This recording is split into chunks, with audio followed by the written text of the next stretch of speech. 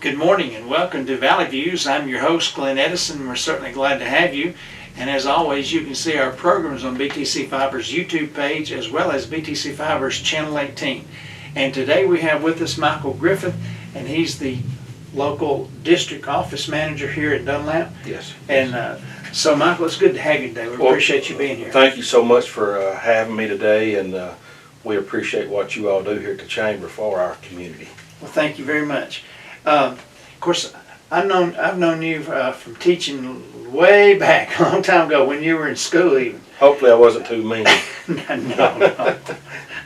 But how long, I know, probably shortly after you got out of high school, you went to SVEC, didn't you? I did. I actually started in 1993, in October 1993 with Sequatchie Valley Electric. They had an apprenticeship come available in the line department, and so I started back in '93 with that.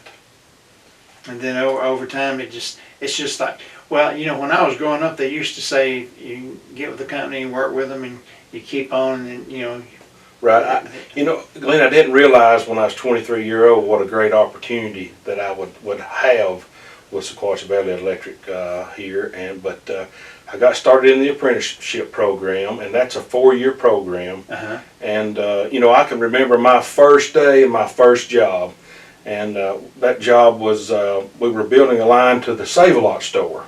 So I can tell you that's some time ago. Yeah. But my job was to help keep the auger on the truck cleaned when they were digging the hole, and I was just so happy and glad to have that job. But I didn't realize what opportunities that might give me in the future. But I was appreciative of those guys that showed me how to do the trade, and I've learned a lot. Yeah. When you fool with electricity, you learn a lot, and still learning each day. But it's been a great opportunity for me. Well, good. Well, what all jobs have you had with? Well, I started out as an apprentice lineman, and like I said, that's a 4-year program. And really, at the end of the 4 years, you're a lineman, but you're really only getting a license to learn. Yeah. You still got a lot to learn. But I stayed in the line crew for several years, and then there was an opening on the service truck. And being on the service truck, you do a little bit of everything. It's a lot more customer-related task each day. You might be doing some meter reading. You might have a customer call in with a problem. You go to their home and try to check voltages or something like that. Help them. They may want a night light, installed on their property. Also, you would take care of daily outages. Sometimes we have small outages that the service guy goes and takes care of, or he'll get there and need the help from a crew, and then I would report to my boss at that time was Fred Eberhardt. He was the existing district manager, and then Fred and I would work together and see what we needed to get together to resolve the outage or problem. The service truck, it was a lot of different tasks. It was a little bit of everything, and on the service truck you see more.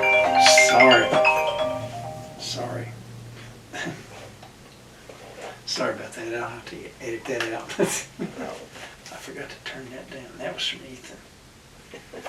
Oh well. Put it under here. That's all right.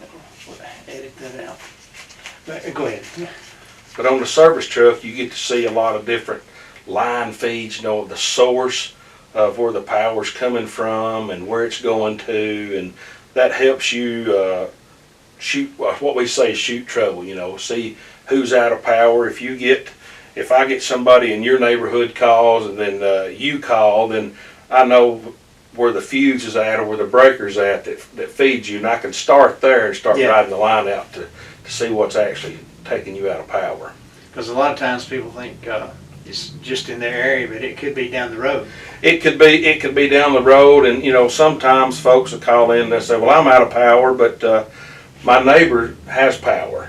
But that's just the difference in the different line feeds, or there may be a 3-phase line running through there, and one side of the street may be on one phase, and the neighbors may be on another phase. So that brings up a good topic, that if you're ever out of power, always call and report it, because when your power goes out, we don't necessarily know it. So if you'll call in and let us know, that really helps the lineman that's on call try to figure out what's going on.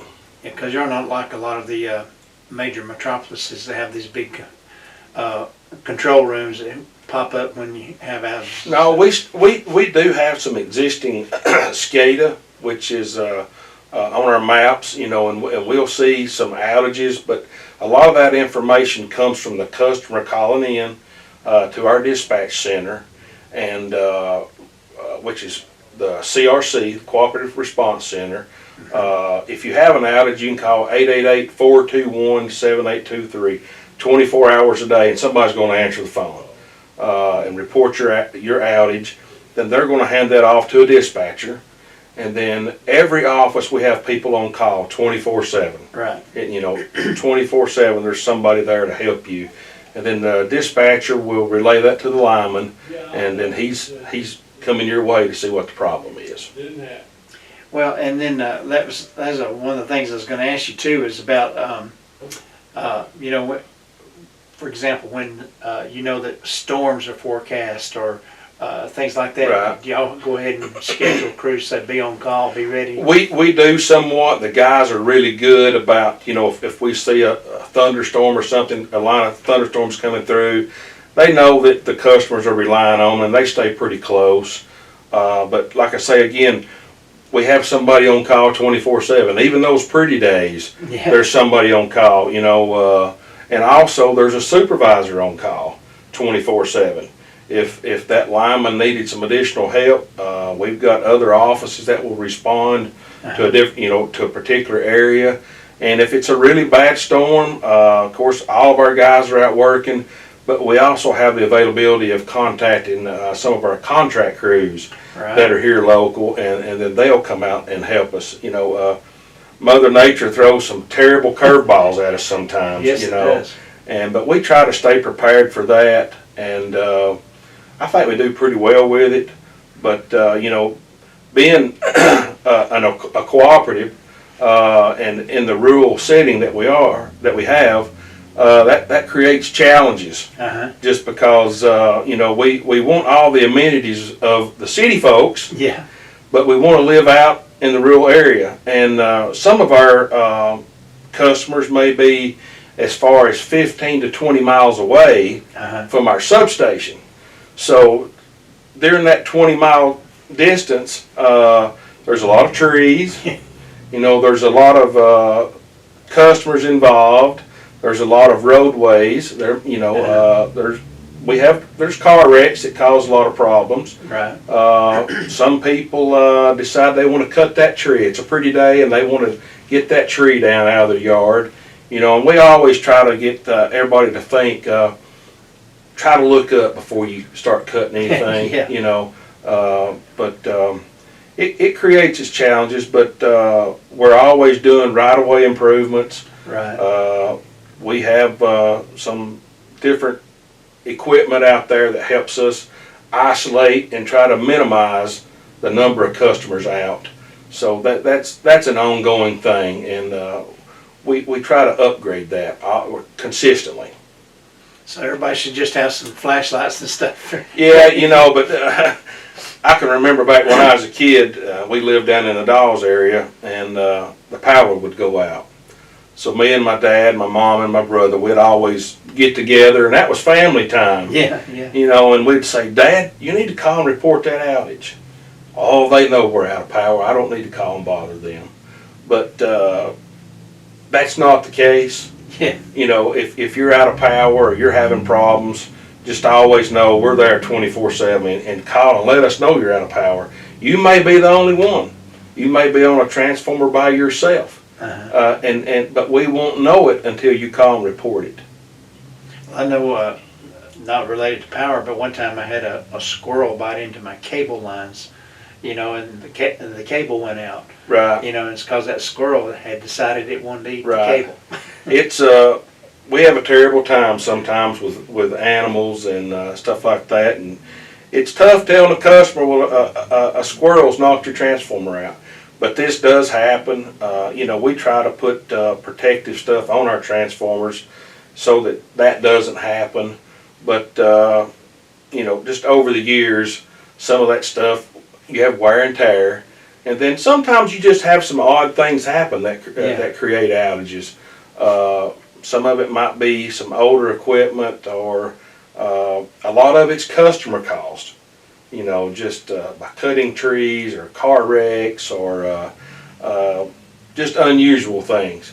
I can remember back when I used to be on call, and it'd be a bright, pretty day, and I'd have to tell my wife, Lena, well, I got to go to work. What's caused this outage today? It's pretty. There's nothing going on. But electricity is a fragile thing. We try to harness it, and we all need it every day to run our homes and our businesses. And it's like I've always said, it's a living, breathing thing. So we're always trying to keep it going. And we get our power, if I'm correct, from the substation down in the valley, right? No, our power comes from over in Watts Bar, and then a source over in Winchester is where we actually get our power to our Brush Creek station. We used to get our power from down in Marion County, but that line was outdated, and when we built the new substation up at Brush Creek, TVA built us a line to that, and for our new substation. And that was back in, I think, 1999, 2000, so we put that in service. But it's a lot more reliable now on the transmission side than what we used to have. Okay, because I knew a lot of times power would be out in the valley. A tree would knock something out down the valley. Right. And it would knock power out up here. Right, yeah. But, there again, it comes through some pretty rough terrain. So we were glad when we got to build a new substation with a new TVA line feeding that substation. It helped us be more reliable. Well, now, other than power, I know y'all do some other services y'all have through Sequatchie Valley. We do. There's several things. One thing is we do a heat pump loan through the electric co-op. And what that is, if you have an existing heat pump, or if you're building a new building a new home, you can apply for a heat pump loan. Sequatchie Valley will finance that heat pump for you for a period of 10 years. And one thing that's great about that, and a lot of people don't know, is there's a small application fee, but besides that, there's no money up front. And what you get with that is you choose from a set of TVA certified contractors. They'll come and install it. But then what happens is TVA has a heating and air man come back behind them to make sure that they have done a good job, that it's installed properly, that they have insulated it well, and he will run it through its course of operation and make sure that it is working efficiently like it's supposed to. So that helps you on the customer end know that you've got a good job. Another thing we offer is we have propane. We have a great propane team. They set propane tanks. We have underground tanks. They'll install the propane to the home if you like propane. They'll come in and hook your appliances up. And there again, they've got somebody on call 24/7. Another thing we have is we have the SVEC mobile app. You can go on there and download the app and set up your account. You can look at your monthly billing. You can report a power outage through that app once you get your account set up right. Another thing we have is some people don't like to see a fluctuation in their monthly bills. They're budget savvy. We do what's called an even bill pay. The customers can call in and talk with customer service, and they'll take an average, I think, over the last year of your light bills, and they'll determine what your light bill, it's going to be the same every month. And at the end, it's called even pay. And I think at the end of that year, you might owe a little bit, or you might actually get some money back. It just depends on your usage. We also offer bank draft. If you're worried about paying your light bill and don't want to take the time to do that, you can work with customer service and get that set up, and it's an automatic withdrawal out of your account every month. So there's some interesting things there that customers could take advantage of. Well, and y'all are really service oriented towards your customers. We are, we're just what our name says, Sequatchie Valley Electric Cooperative. We're a cooperative and we're member owned. So if you are a customer, member of Sequatchie Valley Electric Co-op, one great thing is you have a voice in your electric cooperative. We have board members who represent our members and work well to serve our members. We also have our CEO, Mike Parton. He is a member of the National Rural Electric Cooperative Association. Really? That I didn't know. And what that is that's a organization of only co-ops nationwide. So they try to look out for the customers and look at, for our best interest of cooperative across the nation.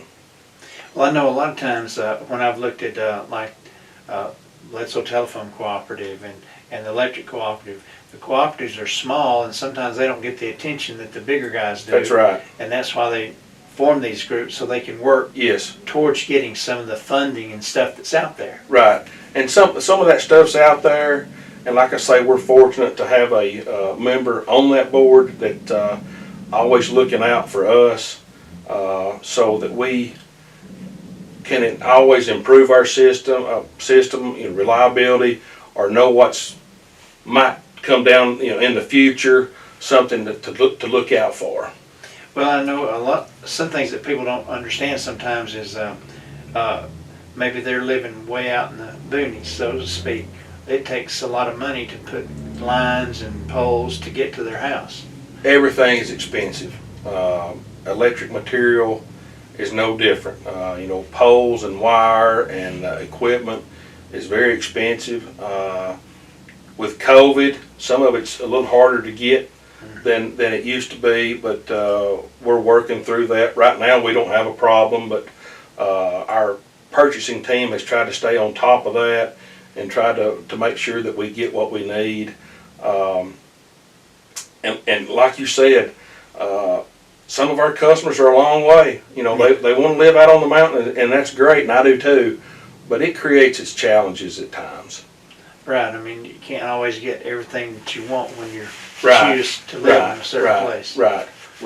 I know a lot of the people, even with the cable and the internet, they're wanting service, but they can't quite get out there. Right. But with us, we try to always get there. If you're a new customer and you're wanting power, we're going to get power to you. It may cost a little bit more because you're wanting to be 2 miles away from the original power source. Yeah. But we'll work with you and try to get power. Well, are there any new things coming down the line that the cooperative as a whole is trying to do? I mean, new equipment, new things that are... Well, we're always, just about every year, we're replacing some of our truck fleet. But one of the most exciting things that we have coming up for us is we're putting a new substation on Lewis Chapel Mountain. Oh. And that is really going to be a benefit for our customers, just as far as the reliability of our electric source. Right now, the Brush Creek substation in Sequatchie County is the only substation we have. And with that station, we serve all of Sequatchie County, parts of Bledsoe County, parts of Hamilton County, parts of Warren County, and parts of Van Buren County. Wow. Just out of the Brush Creek substation. Wow. So it feeds a long way, But when we and with anything, you always have maintenance to do. Right. And when we get the new substation, should we need to do maintenance in one of the substations, we can use the new substation. If we need to take the old substation out, keep everybody's power on. Oh, that'd be great. While we're working on the older substation, or if we need to do work on the new substation, we can feed everybody out of Brush Creek. It's really going to benefit the customers. We're hoping that will happen somewhere around 2024. I know that TVA right now is in the preliminary stages of trying to figure out how to get a transmission line to that area out there.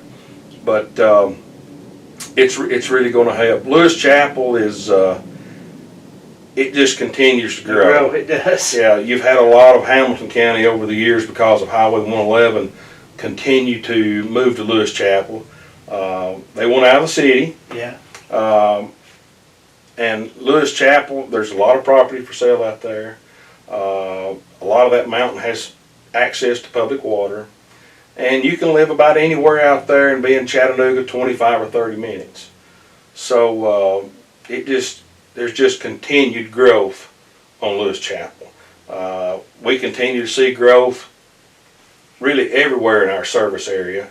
It's almost like the early 2000s. You know, there was a huge housing boom. And right now it's amazing at the number of homes that are being constructed in Dunlap and in Sequatchie County. A lot of growth. You know, with the new substation that we continue to update some of our trunk lines. Right now we're pulling in bigger wire, getting ready for that substation, and it's going to be a great thing for our reliability to the members.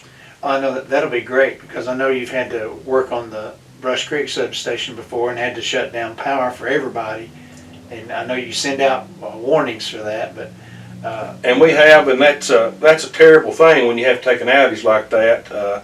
And we try to always notify our customers of an outage, even during the day. You know, we on our Facebook page, we try to, if we have an outage on one of the mountains or somewhere locally, we try to this that out there and give the members a little bit of information of where it's at, how long it might take. This new substation is really going to help with that. Well, that'll be great. That'd be something great for that area. It will. It'll be great for all of Sequatchie County and all of our service area. It's going to give us another source of power. It's really going to be a good thing. Well, I didn't realize you went out to parts of Warren County and Van Buren County. I didn't realize you went out that far. We do. We don't have many customers out through there, but over the years we've built into parts of Warren, parts of Van Buren County. Out on Lewis Chapel, we go out Jones Gap Road into Hamilton County, out near the Hughes farm out in there. And then we also feed parts of Bledsoe County out of the Brush Creek station. So we've had a lot of growth over the years, and it just continues. Well, that's a good thing. It is, and we're trying to continue to add advancements to our electric grid. We're always trying to improve that with technology, or tree trimming, or trucks and equipment. You know, that's something that we're always trying to improve on. Right, and y'all do a good job. Compliment you on that, because y'all do a good job. I know COVID has bothered y'all some with because y'all have your annual membership meeting and senior expos, and that put a little kink in things. You had to change things a little bit. COVID has been hard on everybody.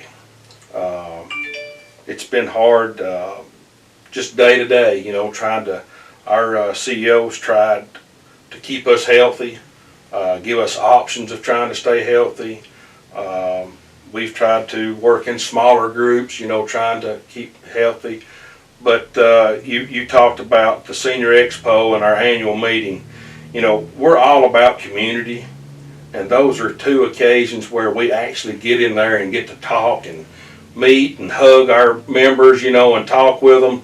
And not getting to do those, it's been a difficult situation. Because that lets us intermingle, you know, and talk a little closer with folks rather than being on the phone or having the virtual meeting. The virtual meeting still was a great source of trying to keep people informed, you know, what's going on in your cooperative.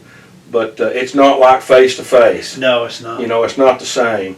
So hopefully in 2022, things will begin to settle down, and maybe we can get back to that original Senior Expo and get back to having our gatherings with our annual meetings, because we truly enjoy that.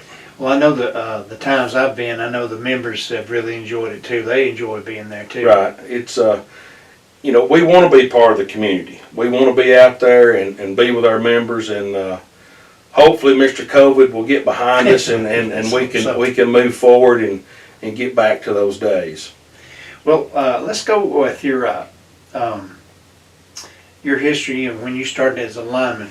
A lot of young people today getting out of high school, they may not know exactly what they want to do, and I know there's sometimes a lot of pressure about going to college, but you know, college is not for everybody, and there's other things out there. So what would you suggest? You know, college is not for everybody, but education is something that can never be taken from you. You know, you always have it. But I would just say that if there's any young man or young lady out there that's not sure about what they want to do, they should look into the electric industry, whether it be transmission construction, distribution construction, electrical engineering, field engineering, customer service with electric companies. There are hundreds of jobs in the electric trade. It's not all construction. It's not all outside. There's a lot of different opportunities there. But we're going to always need electricity. Right. You know, and more of it every year. So I would encourage them to look into that. They can feel free to call me. They can call their local office just to try to get some ideas of what electric co-ops do, what some of the things TVA does. You know, there's just like with TVA, there's surveying jobs. You know, they have to survey the lines. There's maintenance jobs. There are substation jobs, substation techs. There are inside electricians. There's just all kinds of jobs in the electric trade. And if you're that young man or young lady that's not sure about what you want to do, it's something definitely worth looking into. Well, like I said, there's all kind of jobs out there if people look for it. Right, right. And the electric field is, it's just booming. We're like everybody else, there's a shortage of workers right now. Yeah. There's a huge shortage of linemen across the nation. I think substation people, electricians right now, and the electric trade would be a great opportunity for a young man or young lady to get into. And speaking of that, I know y'all have in the past gone out and helped people like in hurricanes and other storm areas and snows and things. Y'all have sent crews from the area to those places. We do, and that's another benefit, advantage of being part of electric cooperative. We only go and help other electric cooperatives. And we have traveled to Florida, Georgia, Mississippi, Alabama, North and South Carolina, Virginia, Kentucky, Arkansas, all parts of Tennessee. We went out and worked for sister co-ops, and we were glad to help them. And actually, co-ops are all about the same. When you go and travel to them, they work primarily the same. Some are smaller than we are, some are larger than we are. But we're glad to go and help. But also, you know, knowing that we do that, if we had a natural disaster here and needed help, we've got dozens of other electric co-ops that they are going to send help to our co-op and try to get our lights back on. Well, and I know even with the crews you have here, they can't work miracles. They can't, you know, even if they work 24 hours a day, right? They couldn't get all the if something happened like that. If something like, you know, if we had a natural disaster, or we've had ice storms, there is a limit to what a man can do out there as far as hours worked, because it's very labor intensive, you know, and you've got to always be aware of your surroundings and pay attention to what you're doing, because it's a dangerous job.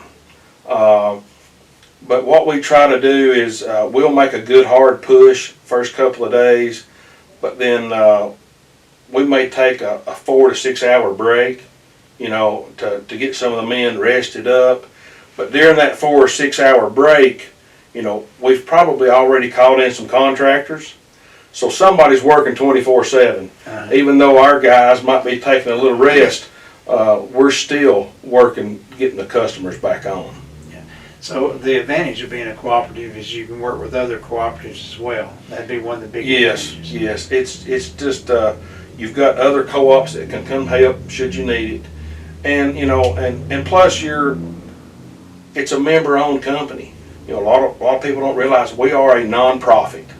All of our money goes back into trying to upgrade and maintain our lines. That never stops. That's everyday business, trying to upgrade and maintain. You know, we're always changing out poles, adding transformers, trying to keep the trees cut back. So it takes a lot of money to keep it up and going. Yeah, you can't go to the dollar store and buy those poles. No, and you know, it takes a lot of good people to keep it going, and that's something that we are very fortunate to have. We have a lot of dedicated employees. You know, a lot of these employees, they miss birthdays, they miss Christmas morning, they'll miss Thanksgiving because we've had a storm or an outage. You know, but that's part of what we do as linemen for the electric co-op. We know that you're going to have to go get the lights back on. Yes. You know, and that's a very gratifying, fulfilling thing to know that some young lady might be having a birthday party and their lights are out, and you got to go get the lights back on. Or you know, it's a terrible thing to be sitting at home in the dark Christmas morning. Yeah. You know, but our guys are great about getting out there and working together, and you know, we can always pull from the other offices. We have 3 other offices, and linemen on call there. So it's a great opportunity, and but that's part of what we do. Just trying to keep the power on for our members. Well, Michael, is there anything maybe we haven't covered you'd like to share with us today? You know, I just want to say thank you all to the Chamber for the Dunlap and Sequatchie County, and I appreciate you letting me come and talk today. And if anybody ever has a question about anything or needs to know anything, maybe I can help them. But if I can't, I'll try to point them in the direction of somebody that can give them some information. But there again, if I was a young man or young lady and not sure of what I wanted to do, maybe college wasn't for me, I would look into the electric trade. It's a great opportunity, especially if you're a person who wants to be challenged and want to work with customers and maybe see different things. It would be a great career for you. All right. Well, thank you, Michael. I appreciate you. Thank you very much. And remember, folks, you can see us on BTC Fiber's YouTube page as well as BTC Fiber's Channel 18. And until next time, we'll see you later. Hey everybody, this is Glenn Edison from Valley Views. We appreciate you watching our shows, and we would like for you to like, share, and follow us on Facebook, as well as like and subscribe to our YouTube page. Brought to you by Bledsoe Telephone Cooperative, your full-service telecommunications provider right here in the Sequatchie Valley.